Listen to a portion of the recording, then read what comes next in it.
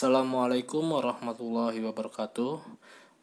Bagaimana kabarnya anak-anak? Semoga sehat selalu ya. Dan tetap semangat untuk mengikuti pembelajaran walaupun dari rumah. Baik, kita masuk materi selanjutnya, yaitu tentang gaya usaha, energi, dan daya. Langsung saja ke pembahasan pertama, yaitu tentang gaya. Apa itu gaya? Gaya adalah tarikan atau dorongan yang terjadi pada suatu benda. Bisa kita lihat contoh pada gambar ini ya. Kemudian gaya ini menimbulkan perubahan posisi, gerak, atau perubahan bentuk benda. Gaya memiliki nilai dan arah sehingga masuk ke dalam besaran vektor. Untuk gaya sendiri disimbolkan dengan simbol force atau F besar, dan satuan gaya adalah Newton. Semakin besar gaya yang hendak dilakukan, maka semakin besar pula tenaga yang harus dikeluarkan.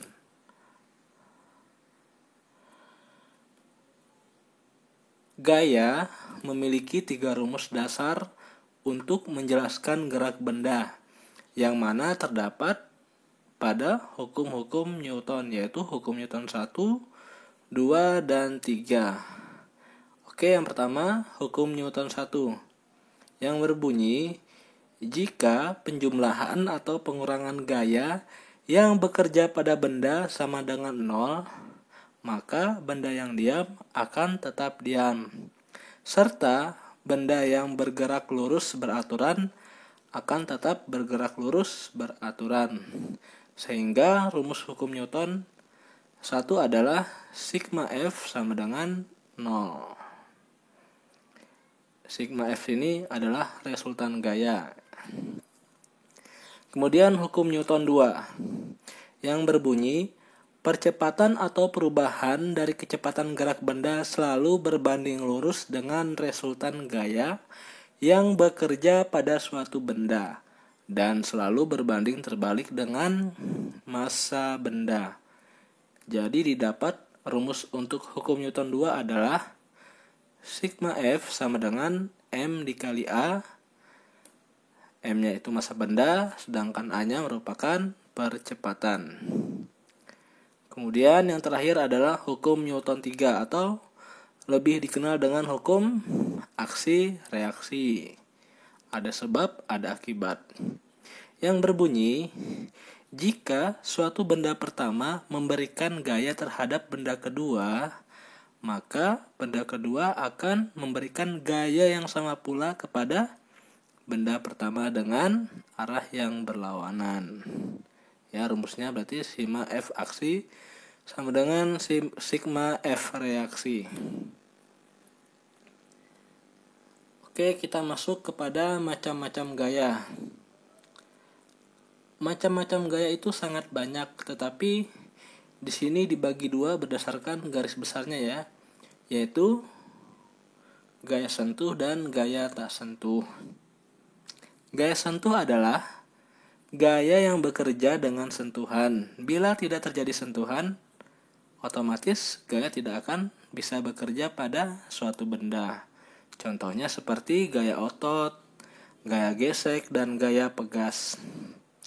Kemudian gaya tak sentuh merupakan gaya yang akan bekerja tanpa terjadinya sentuhan. Efek dari gaya yang dikeluarkan sumber daya tetap dapat dirasakan oleh benda meskipun tidak bersentuhan. Contohnya gaya magnet, gaya listrik, dan gaya gravitasi. Sekarang kita masuk ke usaha. Apa itu usaha?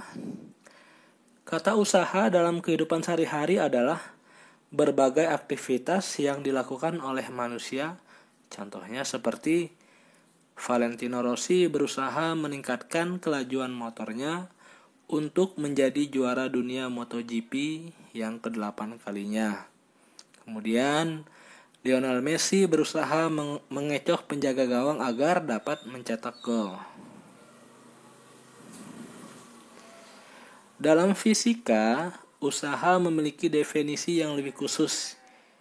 Jika kalian memberikan gaya konstan pada suatu benda sehingga menyebabkan benda berpindah sejauh usaha yang dilakukan gaya tersebut, maka dapat dinyatakan dengan rumus W sama dengan F kali S. W itu usaha, F gaya, dan S merupakan perpindahan.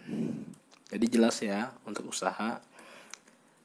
Oke, sebagai catatan, terdapat 2 persyaratan khusus mengenai definisi usaha dalam fisika ini. Yang pertama, gaya yang diberikan pada benda haruslah menyebabkan benda tersebut berpindah sejauh jarak tertentu. Misalnya nih, kalian sedang mendorong dinding tembok. Walaupun kalian mendorong dinding tembok hingga tenaga kalian habis, dinding tembok tersebut tidak berpindah. Nah, dalam fisika, usaha yang dilakukan kalian terhadap dinding tembok sama dengan 0 atau dikatakan kalian tidak melakukan usaha. Maka dari itu dikatakan usaha harus benda tersebut berpindah. Yang kedua, agar suatu gaya dapat melakukan usaha pada benda, gaya tersebut harus memiliki komponen arah yang searah terhadap arah perpindahan. Maksudnya separalel ya. Itu tadi mengenai usaha. Sekarang kita masuk energi dan hukum energi. Energi adalah kemampuan untuk melakukan suatu tindakan atau pekerjaan. Dalam melakukan suatu, kita selalu memanfaatkan energi, baik secara sadar maupun tidak sadar. Energi merupakan besaran turunan dengan satuan Newton meter atau Joule. Contohnya, ketika kita berjalan, kita memerlukan energi.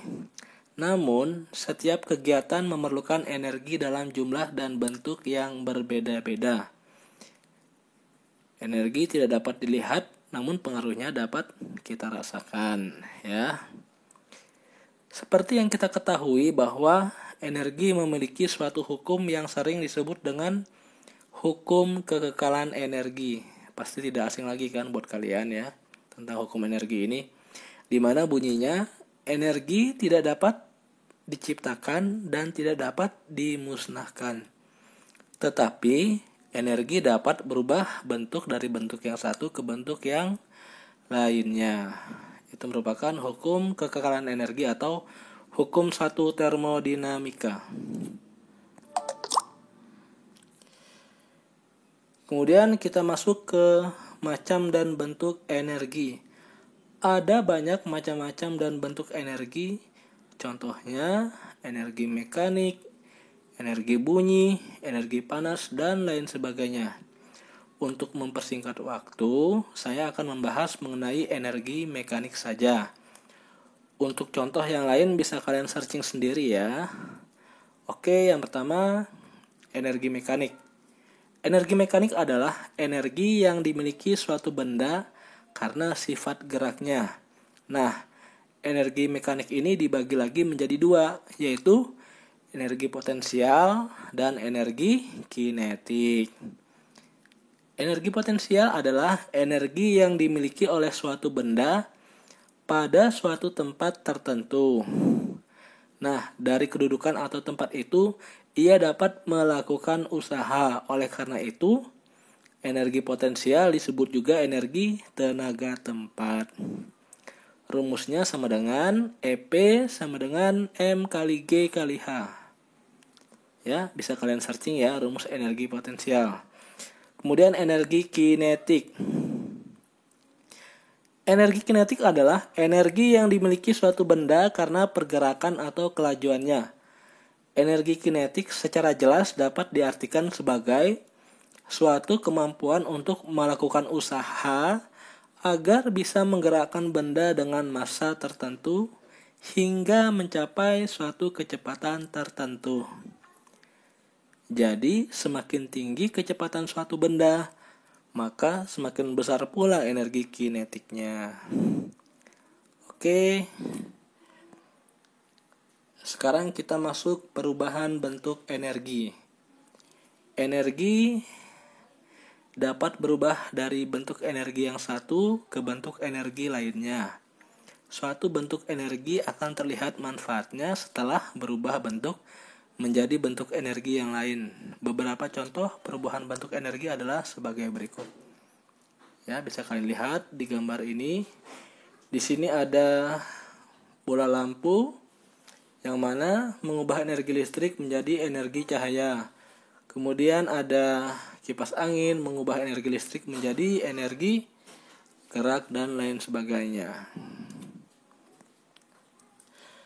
Oke, yang terakhir adalah tentang daya.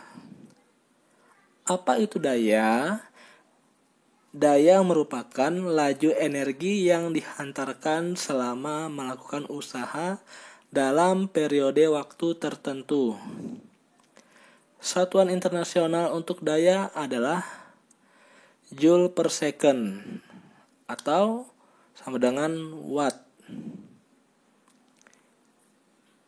Satuan watt dipakai untuk menghormati kepada seorang ilmuwan penemu mesin uap yang bernama James Watt. Watt maksudnya ya. Maka dari itu satuannya adalah watt. Kemudian satuan daya lainnya yang sering dipakai yaitu daya kuda atau horsepower atau singkatan dari HP. Nah, 1 HP ini sama dengan 746 watt. Dan daya merupakan besaran saklar karena daya hanya mempunyai nilai dan tidak memiliki arah. Dalam fisika, daya dirumuskan dengan P sama dengan W per T, yang mana P merupakan daya, W itu usaha, dan T merupakan waktu. Jadi, berdasarkan persamaan fisika di atas, maka bisa disimpulkan bahwa semakin besar laju usaha, maka semakin besar pula laju daya. Sedangkan jika semakin lama waktunya, maka laju daya akan semakin kecil. Oke, sekian dulu materi mengenai gaya usaha, energi, dan daya. Tetap semangat dan jangan pernah menyerah. Saya akhiri. Wassalamualaikum warahmatullahi wabarakatuh.